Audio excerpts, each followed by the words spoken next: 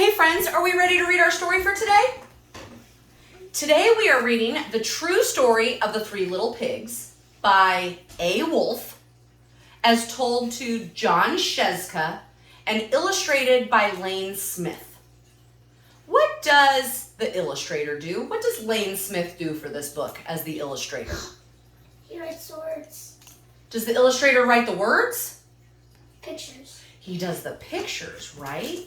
Finley, if the illustrator does the pictures, who writes the words? Author. The author. Very good.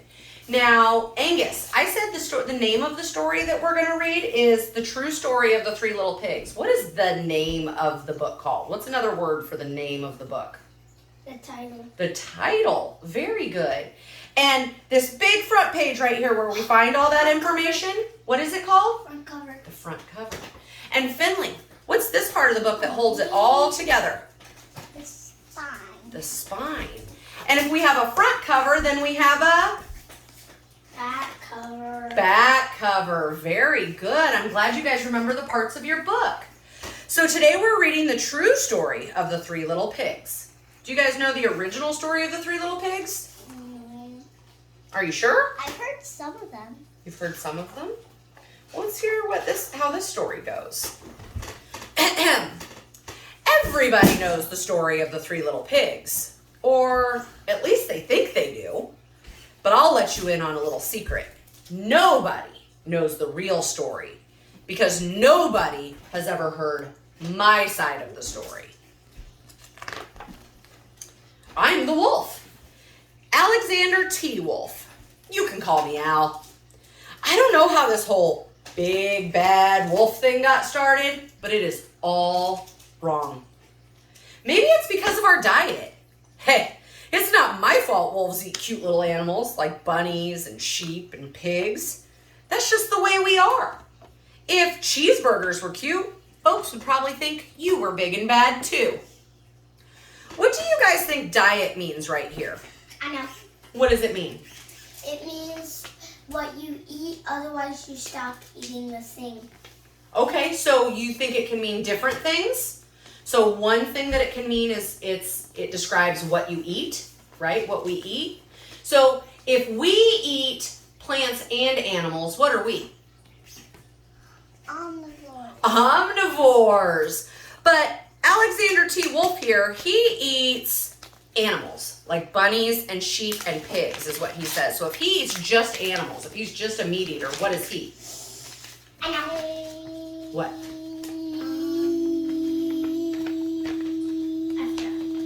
Do you remember? Carnivore. A carnivore. Very good. And so what is it if they eat just plants?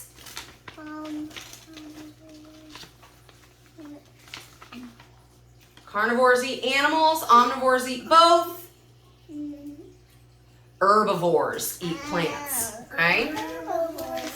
So our wolf is a carnivore. He eats animals. But like I was saying, the whole big bad wolf thing is all wrong. The real story is about a sneeze and a cup of sugar. Who wants to read this page? I want to. What does it say? This is the real story. This is the real story. Way back in Once Upon a Time, I was making a birthday cake for my dear old granny. I had a terrible sneezing cold and I ran out of sugar.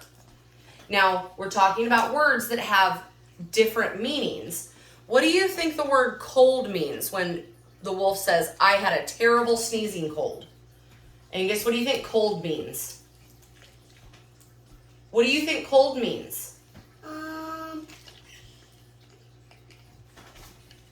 Finley, do you know what cold means? I'm saying it. It means like. Oh, like you feel cold, like you're shivering? Like the temperature cold, or like the sickness cold. Get sick. Right, you can get sick. So when he says, I had a terrible sneezing cold, do you think that means he was feeling cold in temperature or sick? Sick. Sick. So I had a terrible sneezing cold and I ran out of sugar. You can't make a cake without sugar, can you? So I walked down the street to ask my neighbor for a cup of sugar. Now, this neighbor was a pig, and he wasn't too bright either. He had built his whole house out of straw. Can you believe it? I mean, who in his right mind would build a house out of straw? When the wolf says he wasn't too bright either, what do you think bright means there? What? It's when he isn't too smart. So being bright isn't smart or like is his smart? His house could go. His house could just blow away. So if somebody is bright, are they smart or not smart? Smart. Smart. Very good. So the wolf says this pig wasn't too bright. So he doesn't think he's very smart. So of course, the minute I knocked on the door, it fell right in. I didn't want to just walk into someone else's house, so I called, little pig, are you in? No answer. I was just about to go home without my cup of sugar for my dear old granny's birthday cake. That's when my nose started to itch. I felt a sneeze coming on. Ow. Well, I huffed and I snuffed. Now, when the wolf was huffing and snuffing, what do you think happens after he huffs and snuffs?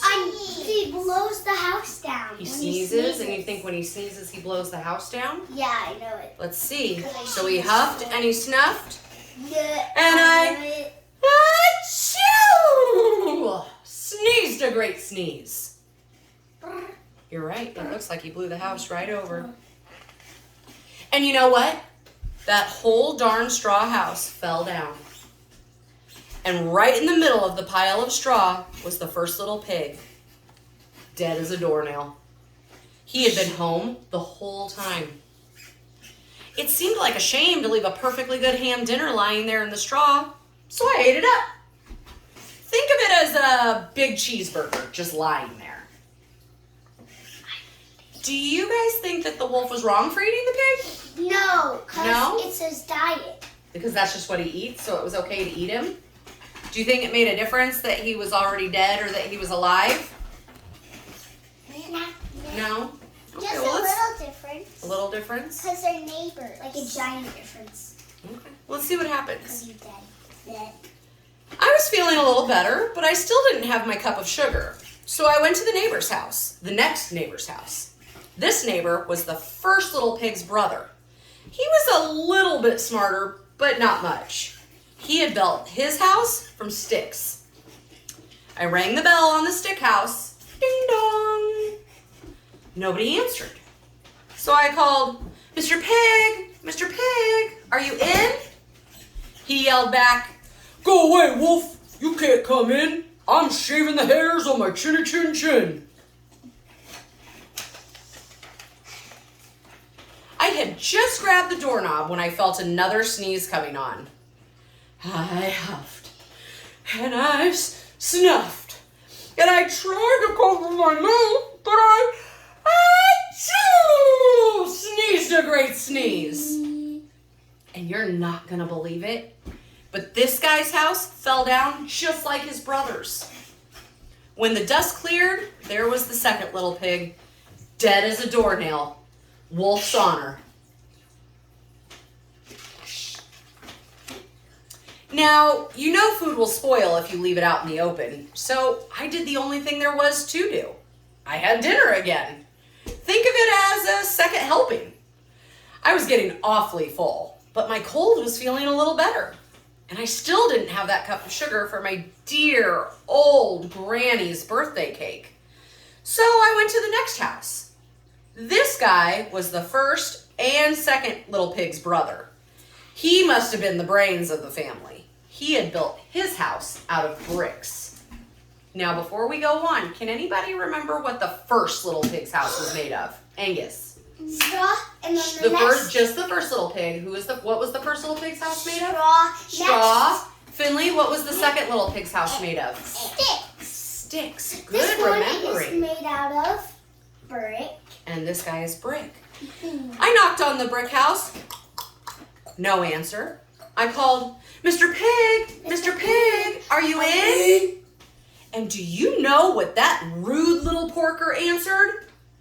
Get out of here, wolf! Don't bother me again! That's not very nice. Talk about impolite.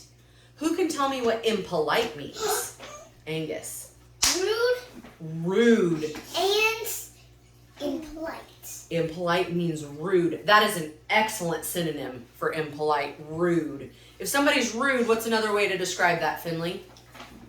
Mean or being a bully. Mean or being a bully. Yeah, bullies would be impolite. Good job. He probably had a whole sack full of sugar, and he wouldn't give me even one little cup for my dear, sweet old granny's birthday cake. What a pig. I was just about to go home and maybe make a nice birthday card instead of a cake when I felt my cold coming on.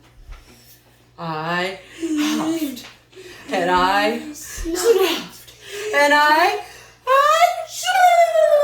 sneezed once again.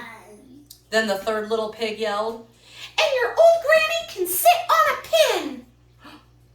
He was impolite, wasn't he? Yeah, punch, punch. Now, I'm usually a pretty calm fellow, but when somebody talks about my granny like that, I go a little crazy. When the cops drove up, of course I was trying to break down this pig's door, and the whole time I was huffing and puffing and sneezing and making a real scene. The rest, as they say, is history. The news reporters found out about the 2 pigs I had for dinner. They figured a sick guy going to borrow a cup of sugar didn't sound very exciting, so they jazzed up the story with all that huff and puff and blow your house down, and they made me the big bad wolf. That's it. The real story. I was framed. What does framed mean? Does anybody know what framed means? Angus. Sad. Sad, you think? What do you think framed means, Finley? I don't know. So framed means I was set up. So he's saying that he didn't do it, but everybody decided to blame him for blowing the houses down and eating the pigs and making him a bad guy. Do you guys think the wolf's telling the truth, or do you think the story about him being a big bad wolf is the truth? Story, big bad wolf. So you think he's a big bad wolf, and you think he's telling the truth? Yes. Because it's just wolves' nature to eat pigs. He did say it's in their nature. But maybe you could loan me a cup of sugar? He's still trying to get his sugar. What are the main differences between the wolf story and the original story about the little pigs? Finley? That the big bad wolf story is meaner and the true story is just normal. Is more normal? Yeah. So you think in the big bad wolf story, the wolf was really a bad guy? Yeah. And you think in this story, in the wolf side of the story, that he was a nice guy and just made some mistakes? Yes. You think so? Angus, can you think of any other differences in the stories? No. No? No differences? Well, since we're done reading this story, we're going to go back to our desks and we're going to think some more about the differences between the original story and the story we read today. Is everybody ready? Yeah. 3, 2, 1, break. Thanks for coming to Story Time.